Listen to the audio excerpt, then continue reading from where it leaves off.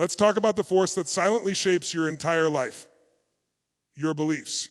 Not what you say you believe, but what you actually believe deep down when no one's watching.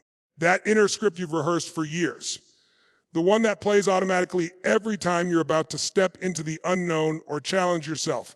That script is either your prison or your power. It's either building your future or slowly stealing it from you, one excuse at a time. Belief is the foundation of behavior. You don't act on what's true. You act on what you believe is true. And that's a massive distinction, because you might be infinitely capable, incredibly talented, full of potential. But if you believe you're not enough, if you believe success is only for other people, if you believe your past disqualifies you, then guess what? You will unconsciously live a life that reflects that belief. Not because it's reality, but because it's your perception of reality, and perception, when left unchecked, becomes your personal truth. I've seen this play out over and over. It's dying. People don't get stuck because they lack resources. They get stuck because they've bought into a belief system that tells them they don't deserve the resources.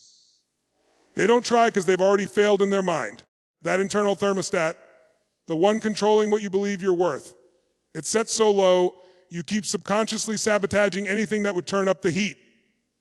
Here's the problem: most of us didn't choose those beliefs. They were installed in us when we were young, vulnerable, impressionable, from parents, teachers, culture, religion, even the media. Someone said you were too loud, too quiet, not smart enough, not pretty enough, not capable.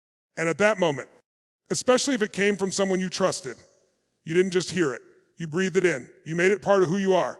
And now, 10, 20, 30 years later, you're still living in response to that programming. But let me say this with every ounce of conviction: I've got a belief is just a thought you've repeated enough times that you forgot it was optional. That's it.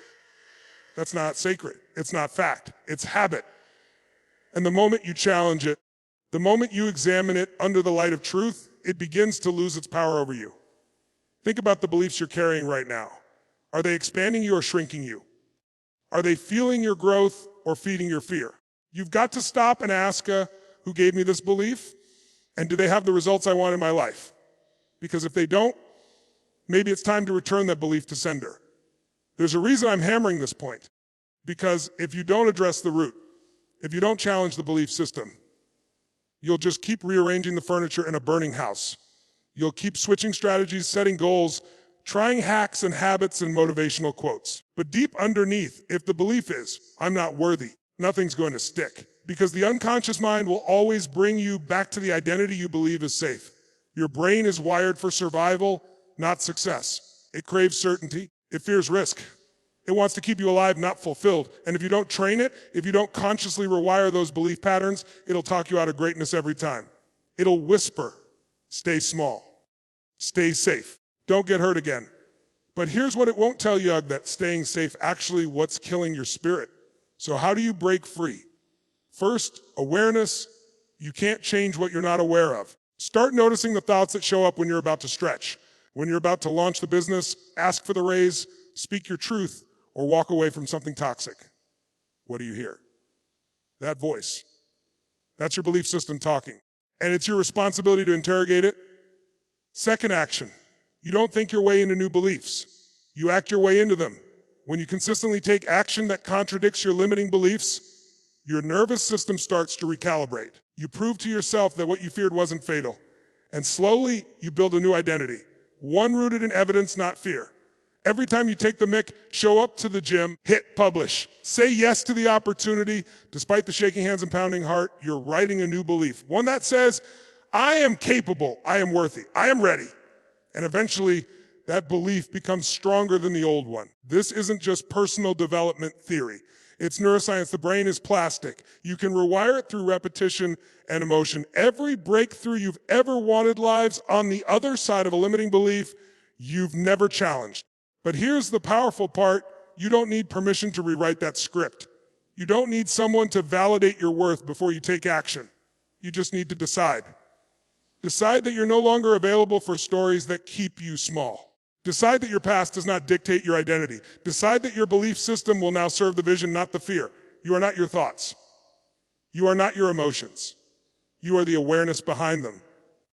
And when you realize that, you gain access to a new level of freedom. Because if you created those old beliefs, you can create new ones. If you learn fear, you can learn courage. If you've been practicing playing small, you can start practicing showing up. Let me ask you something. Really ask yourself this. What would change in your life if you truly believed that you were worthy of everything you desire? Not just on a good day, not just when you're winning, but all the time. What would you attempt? Who would you become? What would you stop tolerating? Because the truth is, your potential has never been the problem. It's your permission. You've been waiting for someone to hand it to you, but it's been inside you the whole time. That voice inside, the one asking, why not me? That's your higher self. That's the part of you that remembers your power even when you've forgotten. So this is your invitation to wake up, to question everything you believed about who you are and what you're capable of, and to replace every lie with a new declaration: I am not limited, I am not broken, I am not behind, I am becoming. Because once you change your beliefs, you change your life. You don't get what you want. You get what you believe. So start believing like your life depends on it, because it does.